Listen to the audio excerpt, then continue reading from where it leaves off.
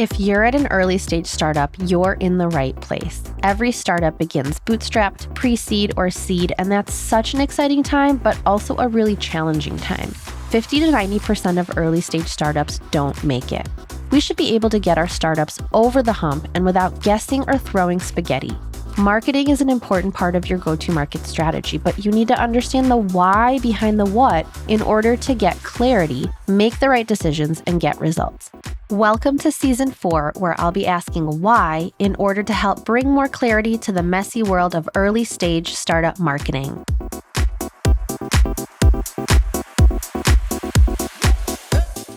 Shane Murphy-Reuter is the CMO at Webflow. I'm sure you've heard of Webflow. Maybe you have not. So let me tell you a little bit more. Founded in 2012, Series C funding, so total of $334.9 million. And a quick description, Webflow is the way to design, build, and launch powerful websites visually without coding. And I just wanted to say that like the startups clients that I work with, a bunch of them are building using Webflow. So this is not unusual. I think there's still sometimes like the question. And because I've experienced so many of my clients using Webflow, I'm usually the one to say, let's just go with Webflow. That seems to be working out really well for others, right? So Shane, thank you for joining me. And one thing I wanted to mention though, with Webflow, a lot of times the clients I work with, they still need an expert, a Webflow expert to build the site. And what I need to start doing is actually going on the Webflow website and finding an expert there versus going to places like Upwork. So yes, good reminder for me.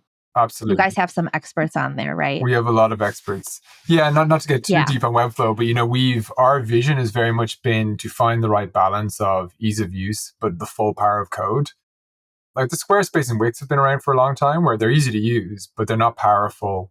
You're actually not coding, they're templatized and it's not really made for proper businesses. And the other end of the spectrum is like manually coding. We're trying to find that right balance. And so there is a bit of a learning curve, but it's a learning curve for designers. Like most of our people that use Webflow today are designers who then learn how to use Webflow, much like they might learn how to use Figma. So there's a bit of a learning curve. It's not as simple as like a Squarespace or Wix, but with that learning curve unlocks like the full power of code. You're fully manipulating HTML, CSS, JavaScript. And so, so we've found the right balance, but there's a little bit of a learning curve. And therefore, if don't want to do that, got loads of experts to help you. Totally. Okay. How big is your marketing team? Let's start there. It's about 70 people at this stage. Yeah. Wow. Okay. And how do you divide it up? What are the different teams? Yeah, it's relatively standard. This is probably my fourth gig now in a row operating about this scale between the 70 or 100. And so moving sort of like, if you think about the world from how marketing sits at the intersection of product and then maybe sales, depending upon your go-to-market motion, but let's say sales, marketing is sitting in the middle. And the first step of the process is product marketing, right? And we have a product marketing team who works directly with the product team in order to define the story for the products, to find the story overall. Then that gets handed to a brand team, right? Who start to think about how do we turn those into campaigns, right? Okay, great, that's the story, got it. Let's think about how we turn it into a campaign to execute across multiple different channels. And then we've got our growth team, who is mostly responsible for most of the channels of communication. Some sit within the brand team like comms, which are a bit more typical, like aligned with brand. But most of those other channels sit with growth, who will then work to execute it through like our paid channels, some organic channels, our website, and then working with the sales team to get into that channel. So typically speaking, we've got like kind of PMM, brand, and our growth team or demand. And then with the two main teams that support that are our operations team that support the whole journey, and then our creative team who are creating the assets required for that whole journey to work. Love it. Okay. Did you know that we both worked at Accenture in 2008? But I was there longer. Yeah, I did not last You long. were there for a short, I think 6 months or so. I was part of the whole like, we should try and compete with McKinsey and become a strategy, and I joined as a strategy consultant and there were no projects. So I sat like working on a customer service transformation project for my first 6 months, and then they laid off 2/3 of the team. So I was like, oh gosh. Yeah. Well, it was 2008. Yeah. Yeah. Okay, so let's jump into it because I want to cover a lot and I want to obviously focus on websites.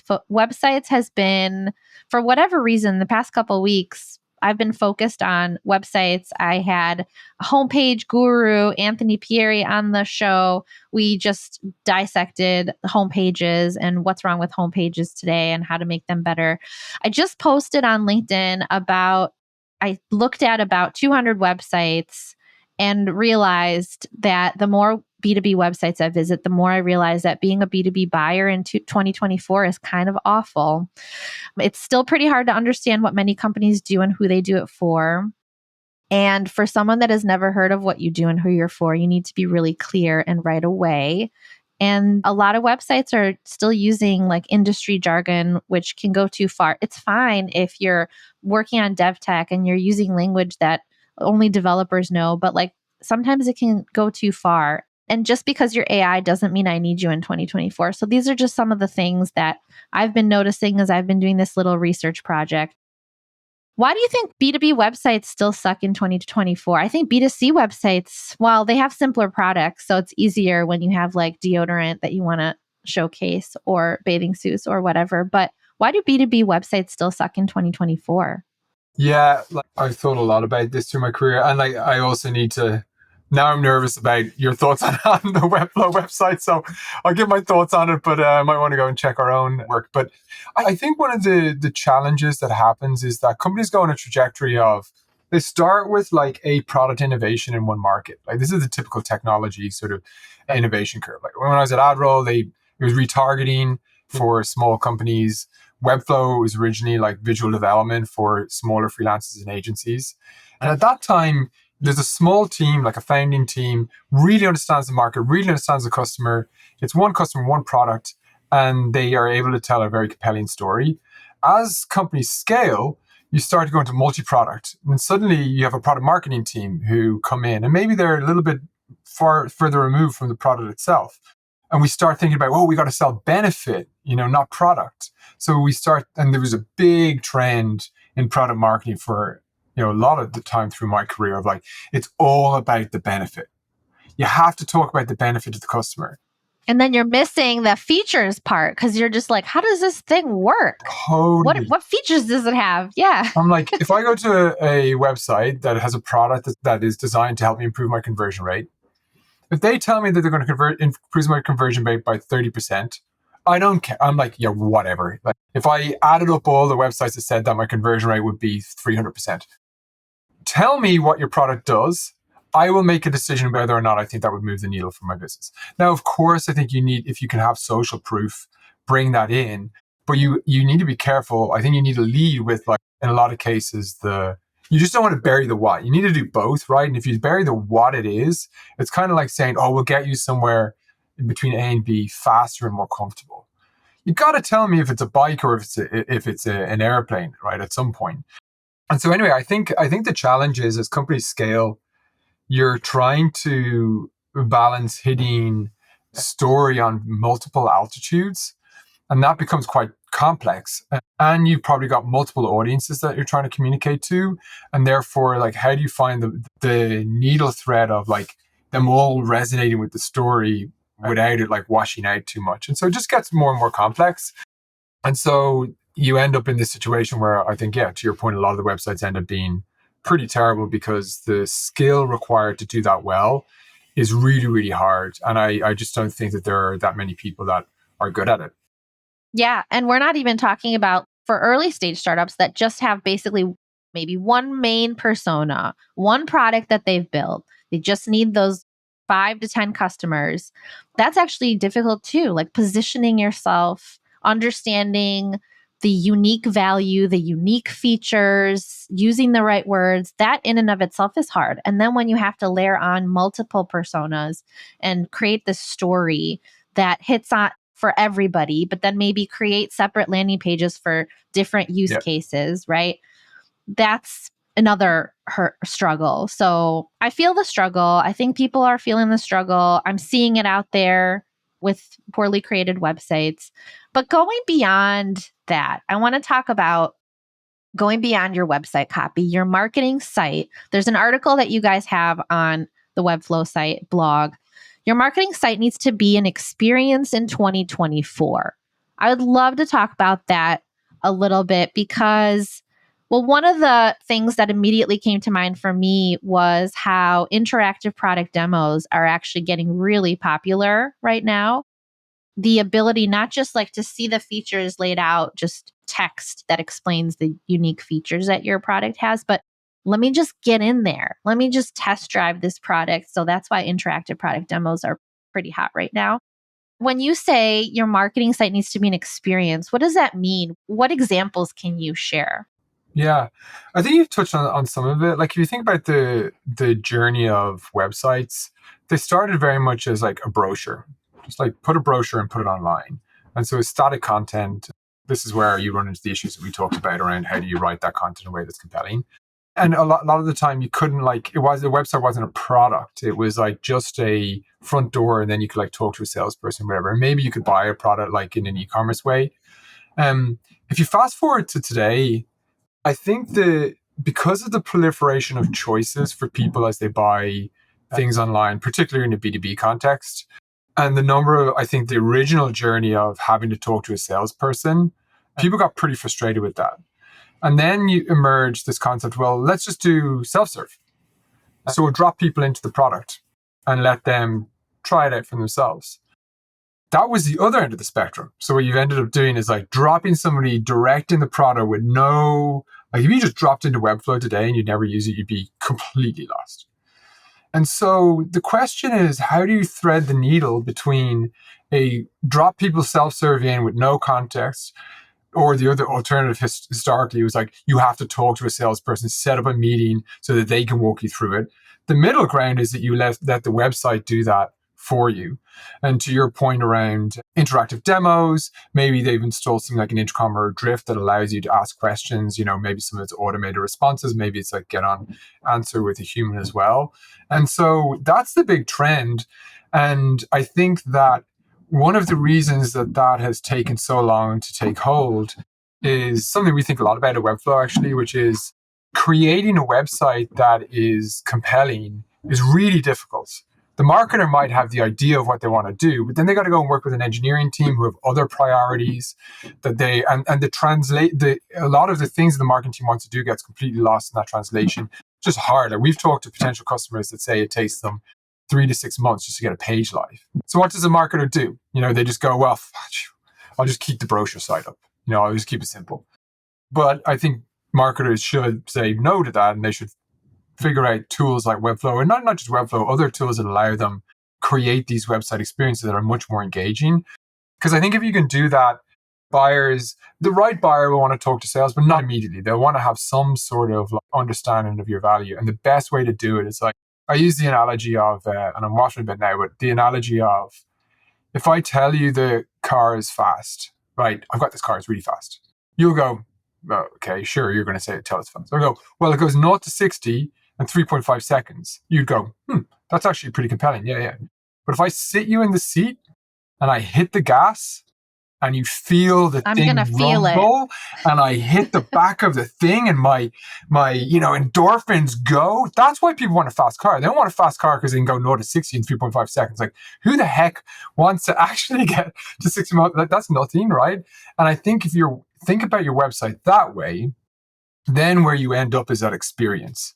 And that is the evolution, I think, of marketing, where I talked about proof points before. The proof point is the increase the conversion rate by 20%, right? And that's like somewhat compelling, I suppose. It's better than not saying anything. But if you can like show them case studies or drop them into the product showing how it could work, now you're hitting that accelerator and letting them feel the power of it. And so that's what we think about experiences. And the technology is there now to allow you to do that. Can you talk through maybe some other ways that you've seen the top websites maybe using Webflow or just on your own exploring different websites? I know I've seen some really cool things that make me feel like I'm not on a website. This feels different. I've been on a website where I'm actually playing a game. Like they built in a game into the site and I'm like, oh, this is definitely wasting my time, but I kind of like it for some reason, right? It gives me a little bit of a break from the work that I'm doing. And I've seen websites where they have really cool visual effects, like a chess piece falling down Yeah. as you're scrolling down to the bottom of the site. So any examples you can share? Yeah, for sure. I think the most, by the way, that game I think might have been built by Edgar Allan, one of our agencies. They created this full game in Webflow. It's incredible. But Wait, for what company? Is it Lavender? Because I'm thinking of Lavender's oh, website. no. They're always pushing the envelope. Oh, okay. A different website. Yeah. They just Okay, built a game just to show the power of what they could build. I can cool. share that afterwards. But I think, the very basic webs, you want to intrigue the person coming to your site. So at the very simplest, how do you create interactions and beauty and intrigue? And I think the chess piece falling is a good example of that. And like literally, if you go to Webflow, pretty much every Webflow site has that. One of the things we built in is the ability to do interactions and motion very seamlessly. And I think that's pretty well documented now, and a lot of websites have that type of. Even you go to our own homepage, you can kind of see the product sort of move and interact with it a little bit on the homepage. I think the next step along is, as you think about the website less as a brochure and more as an interactive tool, how do you make those interactions compelling? So an example would be actually something we did when I was at Intercom, when we were relaunching our updates page. So a page showing all of our product updates. It used to just be a list of, we launched this, and this. Then we created this interactive timeline where you could zoom in on the timeline, explode the images of what we built. You could kind of filter it by different things. Now it's an engaging two-way experience. And I think that anywhere for your website, and most websites have this, where you can kind of take actually build an experience where somebody is interacting with information in a way that's not just reading it in a beautiful way is important. I think that game sounds like there's obvious things like pricing calculators and making those really interesting and that sort of thing.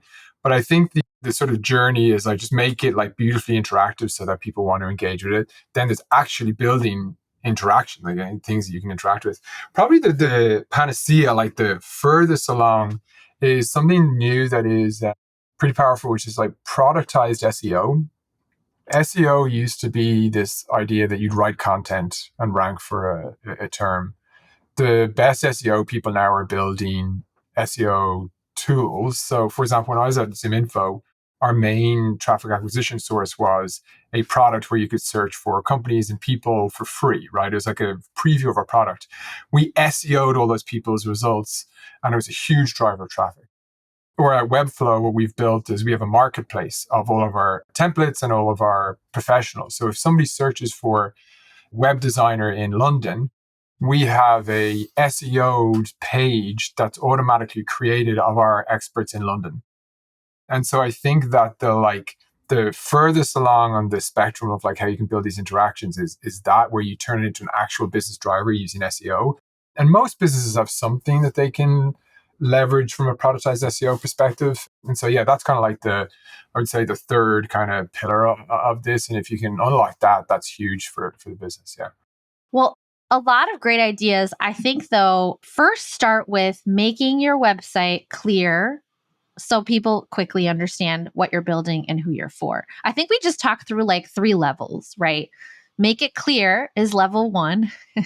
Put the right stuff in there so people understand how are you positioning, how is it better than status quo or uniquely different value that you're bringing, right?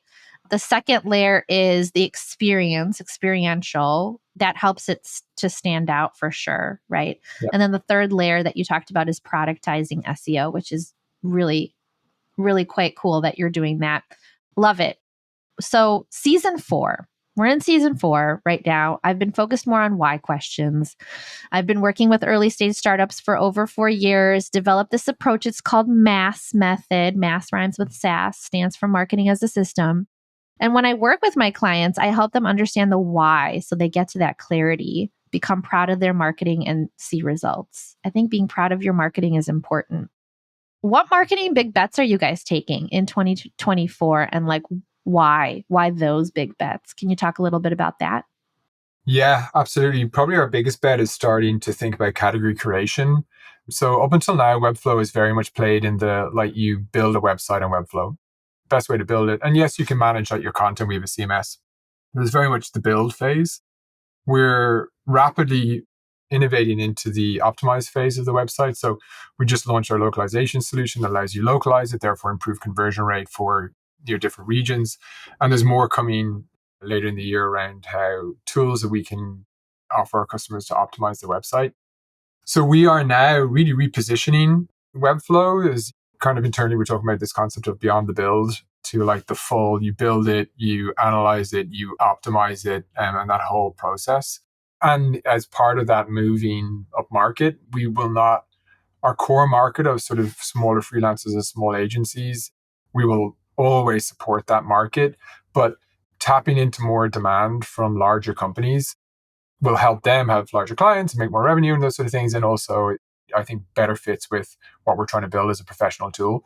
And we've had some success there already with companies like Orange Theory Fitness and IDEO and that sort of stuff. But this year is all about like going big on like tapping into that market. And so you'll see us both from a story perspective, thinking about what's the story for those larger in-house marketing teams and how do you really resonate with them? And the why question is a great one, like this concept of marketing teams being code dependent and unlocking them to be able to move fast is a big story there that we're thinking about around that for them. And then the channels that we invest in need to change as well. We're actually doing a lot of podcast advertising right now in like CMO centered podcasts. We're going to Forrester B2B Summit. We're going to Gartner Symposium. We're going to Adobe. So our big bet is how do we unlock our brand awareness and demand in that more upmarket segment, which we've grown in organically up until now. Like we have demand there, but it's more from like word of mouth and that sort of thing. So this is our big bet for this year. And it's an exciting one as a marketer. Thinking about a totally new story and how to take it to market to a new audience is like, that's the fun stuff. That is the fun stuff. It seems like the right place for you guys because there's a lot of no-code tools now, website building no-code tools, but there's only so much I can do. Like my website is built on UMSO. Okay. Maybe you've heard of them, but there's only so much I can do. And I built it myself, the whole thing. And I go in there and I love how easy it is. For me as a solopreneur, it's perfect. For a Series C startup, it's not perfect, right? Or for Series D or public company or whatever. So telling that story and education around how it's not just a no-code tool to build your website. It's way more than that. I think that makes total sense that you guys are going to dive into that and focus on that a lot more. Podcast ads, awesome. I mean, I'm a podcast, so I love to hear that. But seriously though, it is an area that I'm hearing about more and more as people are seeing their efforts in paid search, paid social, getting more expensive, not producing the results they're hoping for, even SEO, right? And so looking at things like influencer marketing, relationships, right? Ambassador programs, podcast, which you just get an audience that's you have a deeper relationship with someone versus like your LinkedIn audience. So makes total sense. Thank you for sharing that. And we don't have time for me to answer this question, but I always like to ask my guest, what burning question might you have for me? And then I will record a bonus episode and answer that question. So what question do you have for me? If you were the CMO of Webflow, knowing what you know and what you see out in the wild, what would you do differently? Well, that's just perfect. Everyone should ask me that question, actually. All my guests from CMOs from startups should just come on here. If you were me, exactly. What would you do differently? Actually, I do get that question quite a bit. So awesome question. Love it. We'll spend a little time thinking about it, strategizing, and we'll come back and share a bonus episode on the answer. But until then, Shane, thank you. You have been wonderful. Love Webflow. Love what you're building. And thanks for joining me. Thank you so much, Anna. I really enjoyed it. You can find Shane on LinkedIn. Go to Shane Murphy, Murfy. And to learn more about Webflow, you can go to webflow.com. Thanks for listening to this weekly episode of Modern Startup Marketing. New episodes are dropping weekly, so make sure you're following wherever you get your podcasts. You can find me on LinkedIn, search for Anna Furmanov, visit my website to learn more about how I help early stage startups, go to furmanovmarketing.com, and don't forget to leave a review if you're loving the show.